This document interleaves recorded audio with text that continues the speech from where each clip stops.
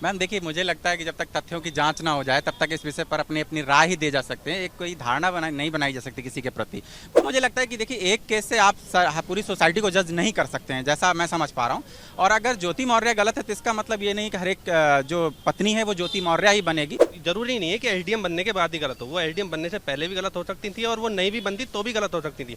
तो उसका उनका एसडीएम होना मुझे नहीं लगता कि ये गलत था या इस वजह से गलत हुई है वो। मैम देखो, उनका ये तो खैर पर्सनली मैटर है, पर अगर देखा जाए कि उन्होंने उनके साथ इतनी हेल्प की, इतना उनको सपोर्ट किया और उसके बाद उनको ये रिजल्ट मिले, तो कोई भी लड़का होगा वो यही सोचेगा कि उसको पढ़ाने के बाद ये हुआ।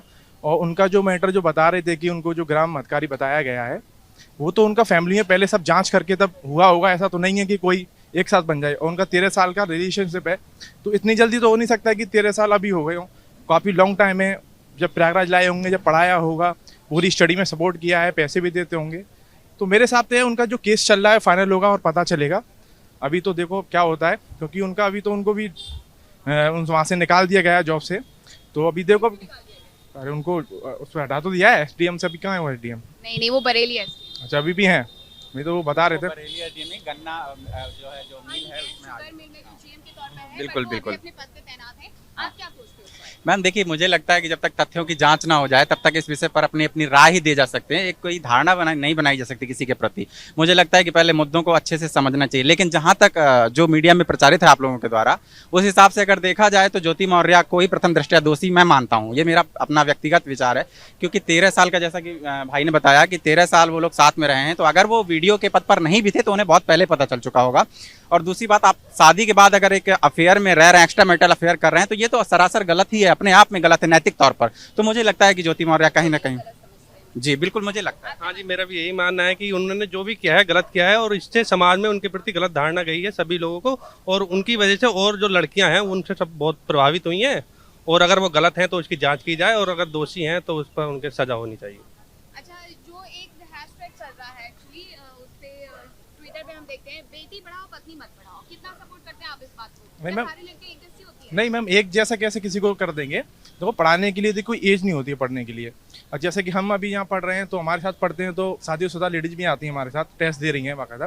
तो ऐसा नहीं है, पढ़ने की तो कोई एज नहीं होती है, क्योंकि पढ़ने के लिए तो कभी हो सकते हैं। हाँ, पर ये हो सकता है कि आपका जो क्राइटेरिया है, आप जिस क्राइटेरिया में रह रहे हो, जिस हिसाब से आपको रिस्पॉन्सिबिलिटी मिल रही है, उसका पूरा पूरा उपाय लें। क्योंकि शादी के बाद बहुत रिस्पॉन्सिबिलिटी बढ़ जाती है लोगों की करने के लिए, क्योंकि हर किसी को अपॉर्चुनिटी नहीं मिलती। अब कोई यहाँ आएगा बाहर अपने घर को रिलीव करके, तो उसको थोड़ा यहाँ पे करना पड़ता है। पर ऐसा नहीं करे, ऐसा कुछ नहीं है जो आप सोच रही हैं कि सबकी मेंटालिटी अलग अलग होती है। तो वो भी शादी के बाद ही बनी है जो बनी है, पर वो तो जो मैटर है वो अब हुआ है, उनका जो भी हुआ है, पर ऐसा नहीं है। ऐसे बहुत सारे लोग हैं जो अपनी पत्नी है उनको बुलाना शुरू कर दिया, अपनी बेटी को बुलाना शुरू कर दिया है। इस चीज को कितना सपोर्ट करते हो? मैं समझता हूँ कि ये बिल्कुल पूरी तरीके से गलत है। जैसे मैं एक संस्था का वीडियो देख रहा था, तो वहाँ के एक शिक्षक हैं, खान सर, आप सब लोग जानते भी होंगे। तो उन्होंने बताया कि मेरे बीपीएससी से 136 जो फीमेल कैंडिडेट थी उनको वापस बुला लिया गया। बहुत समझाया गया, लेकिन वो लोग, उनके परिवार वाले नहीं माने। तो मुझे लगता है कि देखिए, एक केस से आप पूरी सोसाइटी को जज नहीं कर सकते हैं, जैसा मैं समझ पा रहा हूँ। और अगर ज्योति मौर्य गलत है तो इसका मतलब ये नहीं कि हर एक जो पत्नी है वो ज्योति मौर्य ही बनेगी, क्योंकि इसमें नैतिकता का बड़ा, मुझे लगता है, समावेश होना चाहिए किसी व्यक्ति की जिंदगी में। तो ये मुझे नहीं लगता कि इसका कोई ट्विटर पे जो ये हैशटैग चलाया जा रहा है उसका कोई प्रभाव पड़ेगा, या जो लोग ट्रेंड करवा रहे हैं वो शायद गलत है। बाकी जो मैरिड लड़कियां पढ़ रही हैं उन्हें भी वापस बुला लेना चाहिए। नहीं, ये तो सरासर गलत है। उन लड़कियों के साथ नाइंसाफी अगर उन्हें बुलाते हैं तो देखिए, अगर कोई गलत होता है तो वो जरूरी नहीं है कि एसडीएम बनने के बाद ही गलत हो, वो एसडीएम बनने से पहले भी गलत हो सकती थी और वो नहीं भी बनती तो भी गलत हो सकती थी। तो उसका उनका एसडीएम होना मुझे नहीं लगता कि ये गलत था या इस वजह से गलत हुई है वो।